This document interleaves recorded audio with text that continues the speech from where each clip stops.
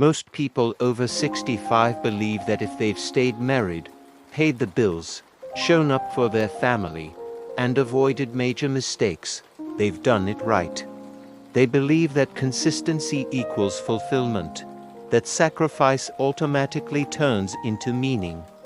But what if the very habits that kept a marriage stable for 40 years are the same habits that quietly hollow it out? What if the final words you hear from the person you spent your life with force you to question everything? When my husband spoke his last sentence to me, it wasn't dramatic. It wasn't poetic. It was simple. And that's what made it unbearable.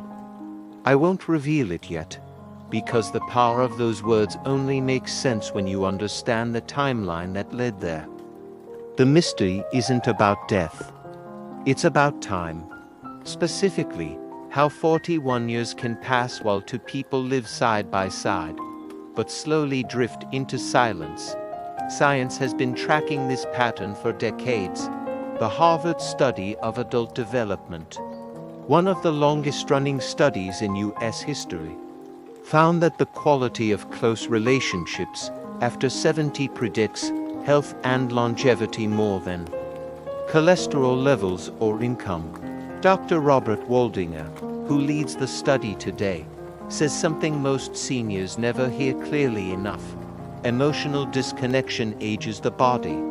But the origins of that disconnection rarely start in old age.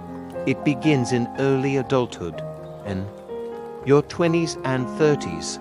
Marriage is fueled by building. Careers are starting. Kids arrive.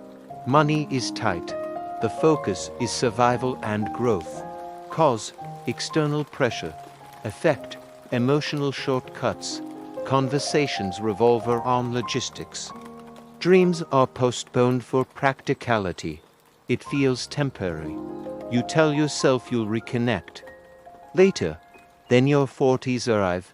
Changes start quietly. According to the American Time Use Survey, couples in their 40s spend less than 20 minutes per day in meaningful conversation.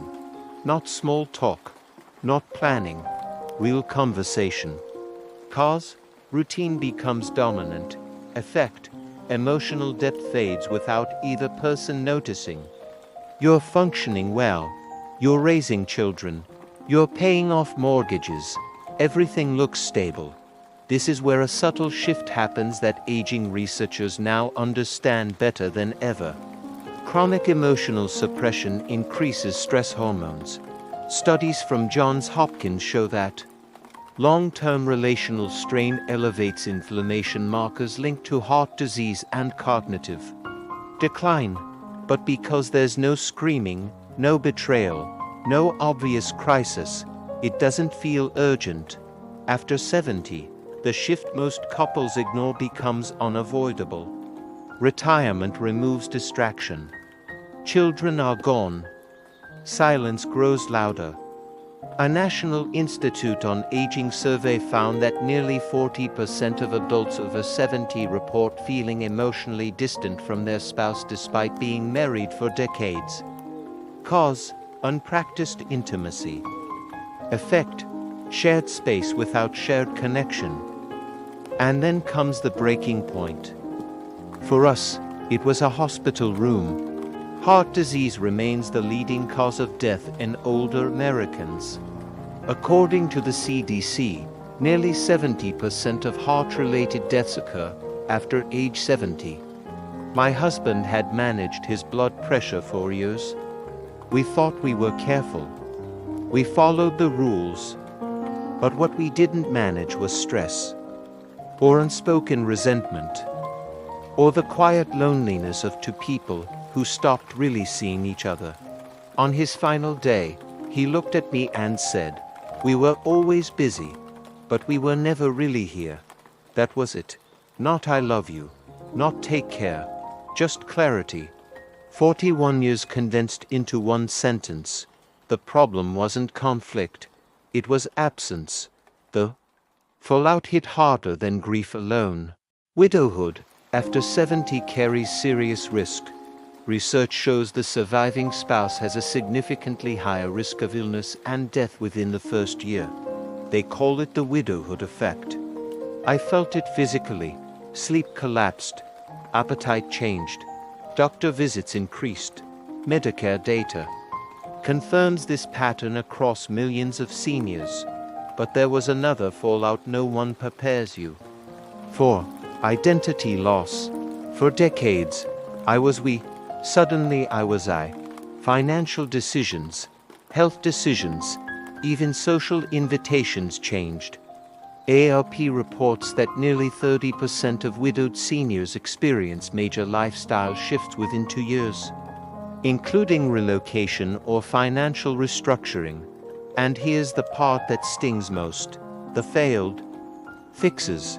After he retired, we tried surface solutions, vacations, new furniture, watching more television together. We believed proximity was intimacy. It wasn't. Old advice told us long marriages survive on loyalty and routine. What we needed was curiosity and vulnerability. Across America, this pattern repeats. Millions of couples over 60 live parallel lives under one roof. American health surveys show that. Social isolation affects nearly 1 in 3 seniors, even those who are married. That statistic should stop you, because the issue isn't being alone. It's feeling unseen. And that feeling compounds over decades. Looking back, the cause and effect chain is painfully clear. Early adulthood prioritizes building over bonding. The 40s normalize emotional postponement. After 70, distractions disappear. The absence becomes visible. Then a crisis, medical or otherwise, forces the truth to the surface. But here's the twist most people don't expect. It's not too late. Neuroscience shows that the brain retains emotional plasticity well into the 80s. Connection can be rebuilt. Intimacy can be relearned. Even purpose can be reshaped after loss. So what can you do today if you're over 60? First, schedule intentional conversation. Not logistics. Not complaints. Ask one meaningful question a week and sit with the answer. Second, address health as a shared project, not an individual burden. Walk together, cook together, attend medical appointments together. Shared effort deepens connection. Third, confront silence early. If something feels distant, name it before it hardens into routine. Here's one clear warning based on evidence. Emotional isolation after 70 increases mortality risk as much as smoking and obesity. Ignoring relational drift is not harmless. And here's the open thought I want you to carry. If the last words you hear someday reflect how you lived for decades, what would you want them to be? I can't rewrite my 41 years. But maybe you can shape yours differently starting now. If this story touched something in you, please like, comment, and share it with someone who needs to hear it before it's too late. And subscribe for the next chapter, because next, we'll talk about the quiet daily habit that keeps couples emotionally alive long after retirement.